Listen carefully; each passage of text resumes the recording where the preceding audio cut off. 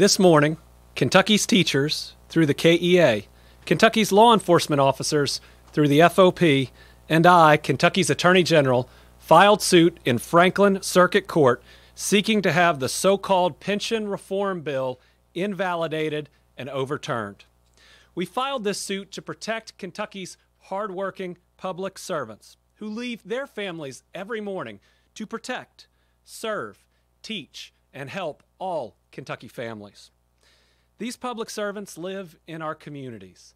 They are the DARE officer, the school counselor, that social worker who enters that broken home to protect that neglected child. They are people that we love, and they are people that we need. The actions of the General Assembly put their important work at risk. We know this pension bill will cause mass retirements of teachers, law enforcement, and others, and those are mass retirements we cannot handle. We will lose critical experience in the classroom and on the streets. Mass retirements will cause our state irreparable injury. So the pension bill must be stopped. So in addition to filing a complaint, today we are filing a motion for a temporary restraining order that would prevent this pension bill, Senate Bill 151, from going into effect while the bill is fully litigated. An injunction would allow those considering retirement to have the time to watch this litigation unfold and to give us the chance to have this illegal bill thrown out. The pension bill is government at its worst. It violates the rights of tens of thousands of Kentuckians, and it was passed without public comment, without any analysis about whether it would even work, and without a chance for most legislators to even read it. And it told our public employees that their government views them as sewage. The complaint we filed this morning alleges a number of constitutional and statutory violations by the General Assembly. They fall into two major categories. The first are up to 15 violations of the inviolable contract and therefore the Contracts Clause of Kentucky's Constitution. The second major category are the violations of constitutional provisions and statutes that govern the process of how a bill becomes a law. These provisions are intended to prevent a sewage bill from suddenly becoming a massive pension bill and passing both chambers on the same day. Those provisions are meant to make sure that any bill that is passed is only passed after deliberation and with caution. They are about making sure that lawmaking is transparent and the public is a part, and that lawmaking is not about backroom deals by one party that are hidden from the public.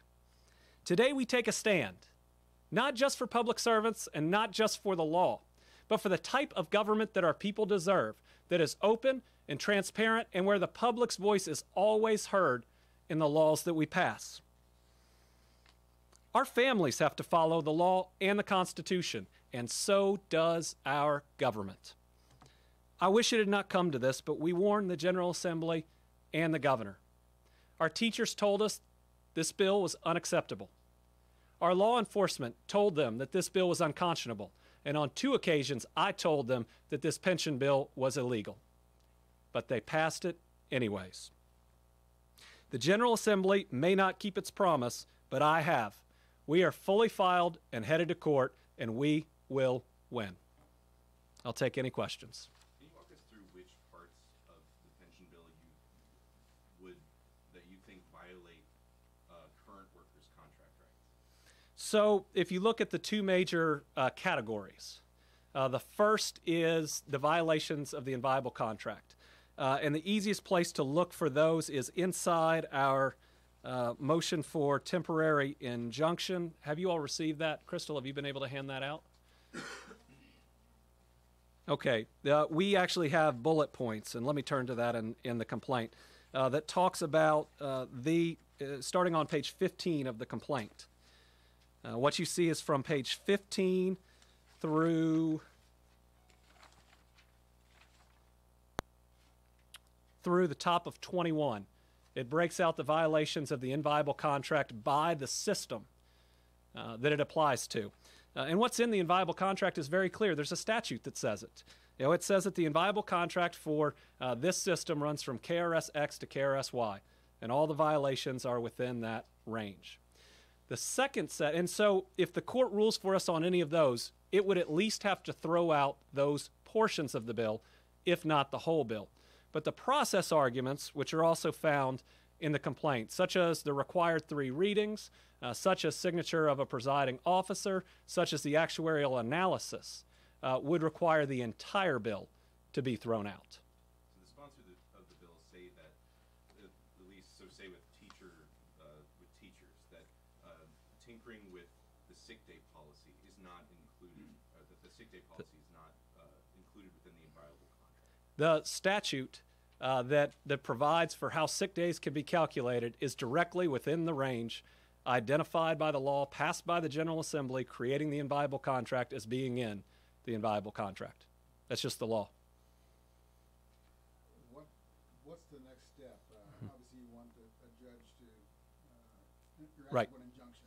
So what we would do is we'll have a hearing at our first opportunity. I believe we may have noticed it for Wednesday, but if we're able to have it heard before then, it will be a public hearing available for the public to attend and to watch. At that hearing, we're going to argue for a judge to enter an injunction while we argue the bill's merits, whether it's constitutional or not.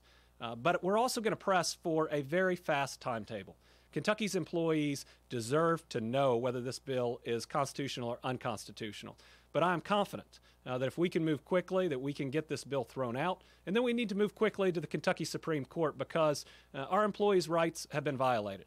The rights of teachers and firefighters and others have been violated, and we've seen government at its worst. And it's important that the Supreme Court issue a decision on that as quickly as we can. The timing is ultimately up to them. What does it say in your mind that both the KEA and the FOP have joined you in this suit? It means we're standing arm in arm with tens of thousands of teachers and law enforcement. And when teachers and law enforcement and the Attorney General are all willing to file suit claiming a bill is unconstitutional, I think it says you've made a really bad step. You've done a wrong thing. And maybe when you come back here for the last 2 days, you ought to repeal it. Do you anticipate, the governor's people have already been sending out things over the last couple of weeks since this passed, showing that the accrued sick days were talked about by members of the KTRS system as not being in the inviolable contract. How do you defeat that in court when you have people who are involved in the system with those statements? Court only cares about what the law is, Chris. And so when the inviolable contract says it runs between KRS-X and KRS-Y and sick days and how they can be calculated fall squarely within that, they're within the inviolable contract. Now, you'd have to ask teachers, but if they were willing to sit down and negotiate for a new contract, just like others might do in their employment, and they couldn't reach an agreement on that, you can't come back and say, well, you offered this and therefore it can't be a part of your current contract. It doesn't work that way. In the end, the law is the law. The sick days squarely fall within the inviolable contract. You've been pretty harshly criticized by a lot of the leadership here, you know, Governor Bevin, throughout this whole process. They say that you come in at the end and just kind of buddy up with the teachers, but you're not actually in it from the beginning. There's been a lot of talk about how this pension problem has been going on for years, previous governors. What would you say to that and people kind of attacking you, saying that you're using this for some sort of It's silly because this pension bill in its original form and this last-minute amendment of the sewage bill was done excluding everybody else in government. It was a backroom deal done by the leadership of one party, and you've seen senators from that same party criticize and vote against it for that very reason. You know, the Attorney General can't tell you something's unconstitutional if you don't show it to him. And you don't ask. We put out our analysis, I think, within 3 business days of the first time they published their bill. We have acted quickly. We've acted expeditiously. We sent 2 letters identifying all of the areas that the inviolable contract was violated, and they had plenty of time to change the bill before that. And this is my job. I became Attorney General 2.5 years ago. My job is to stand up for the law.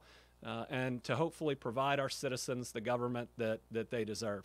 And I, for one, am going to do my job. Doesn't the argument that you just made, that you sent a letter warning them what was in the bill, disprove your argument that the bill, people didn't know what was in the bill? Because on the floor of the Senate, the night that this passed, they talked about how this is basically Senate Bill 1, and everyone knows the language. It shouldn't be a surprise to you. You now say that you sent a warning letter about what was in Senate Bill 1, but you also argue that no one knew what was in this bill, and that's one reason why it's illegal. Well, when a 291-page bill is plopped down on you, in front of you, and somebody says, we're going to vote on this today and massively change the pension system, but trust me, you've already read it. That is government at its worst. If they were going to resurrect this bill, which had never been in the House, Chris, that Senate Bill 1 we're talking about had never been in the House. It had never had a hearing in the House. It had never had people from the outside coming in to testify on it. They had never heard from teachers through testimony, through law enforcement. They had never had to sit there and have the public react to it. To change that, to not give people the time to check it, to question it, and to hear from the public is not only wrong, it violates the process set up by Kentucky's Constitution. The counter-argument to the actuarial analysis, Mm-hmm. some would say, well, it was done on Senate Bill 1, so that should be sufficient for Senate Bill 151. What's your argument to that? But they then got up on the floor and said they're different because there's no COLAs, and that's however many hundreds of millions of dollars. And then I believe there's been at least one economist since who's done a calculation that says it would cost us $3 billion more. Senate Bill 151 goes into effect as opposed to if it doesn't. The whole purpose of an actuarial analysis of the constitutional provisions on 3 readings is so people don't rush through incredibly important bills that could not only cost taxpayers billions of dollars more, but it makes sure they work. Let me be clear, Senate Bill 151 will not work. It will cost us more. It will harm the public. It will cause massive retirements at a time when our schools can't handle it. Some schools and school systems will lose a large percentage of their employees that have the most expertise that they're not going to be able to replace in time. Our law enforcement units protect our families, whether they're in small towns or big cities. We'll lose lots of officers very quickly. Our firefighters and EMS, the same thing. This bill is bad, it's dangerous, and it won't work. That's not really a legal argument there. The fact there'll be mass Well, retirements. it is, because it goes to the irreparable harm that has to be shown for a temporary injunction. So when you go in for a temporary injunction and say we're not going to allow this law to go into effect, we're gonna hold it for a period of time, one of the things that you have to prove is irreparable harm. And mass retirements are an irreparable harm. Now, a retirement is a bell you can't unring.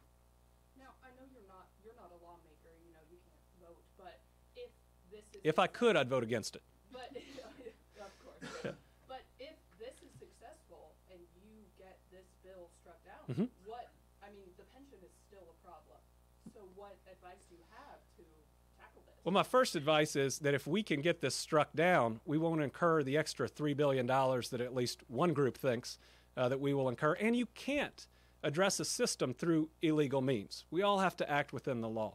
But the only way that we're not here every 2 years having the same conversation is a new dedicated revenue stream towards the pensions. It's the only way that we can put funding into the pensions without taking it away from other needy areas. And I believe that the first step we ought to take there is expanded gaming, because Kentuckians right now spend about $1.2 billion at casinos right on our borders, which creates about $400 million, 300 to 400, that go to other states' pensions and other states' roads and other states' education system. Let's at least keep those dollars at home. Are you prepared to file a suit over the tax bill if the veto override, if it's kept in place? We haven't fully analyzed the tax bill yet. How about the budget? The budget bill we have been certainly looking through. There may be some concerns with the changes to employees covered under 18A, the merit system. But again, because we didn't see that budget until you all did, which was, just over a week, 12 days ago, we're still looking through it. A couple of days ago, the governor warned teachers against going on strike because it's illegal. what say you to that possible job actions by teachers as a result of these bills? Striking is not legal currently under Kentucky law. So if the injunction is granted, that would only apply to current workers, right? So if starting January 1st, the pension bill would go into effect for future state workers. Well, if we get it fully thrown out, then workers who start tomorrow would have the same inviolable contract that's in place right now. If only certain provisions get thrown out, then future workers have no inviolable contract. And I hope that you all see when 12,000 teachers come up here, a lot of them retired, most of what they're talking about is new teachers, is wanting to encourage the best and the brightest to be in our classroom teaching our kids. Our teachers spend as much time with our children as our parents. But what we are seeing are major benefit cuts to our teachers. And what they'll tell you when they're up here is their sons and daughters who wanted to be teachers are changing their majors. I mean, that's a significant future harm. And the General Assembly has the power to eliminate any inviolable contract for future employees. But in the case of teachers and others, I think that is unwise, it's wrong, and it means that we don't have the best in some of the most important positions. I have to go back to I'm sorry, I have to go back to following up to Lawrence's question, because he asked you about striking and you said striking is illegal. Will your office push for prosecution if teachers go on strike? No, we don't have the jurisdiction. That would lie with others, but listen, prosecuting a teacher for standing up for their rights, I think would be something that any prosecutor would be very wary to do. So does it really even matter that teachers going on strike is against the law? I think the law always matters, and that's why I'm telling you that going on strike isn't legal. My hope is that folks who come up here would take a personal day or come at a time when school's not in session. What about using sick days? Is that Well, if by the law? if people use sick days when they're not sick, what it can do is trigger an employment action, not necessarily a legal action. So I'd want people to be cautious about that too. But did you not give us kind of a subtle hint as to where you stand on that when you took a sip from your coffee cup? Isn't that That's from Pike County? Is that a that's Unite, which is the group that fights drugs in Pike County. okay?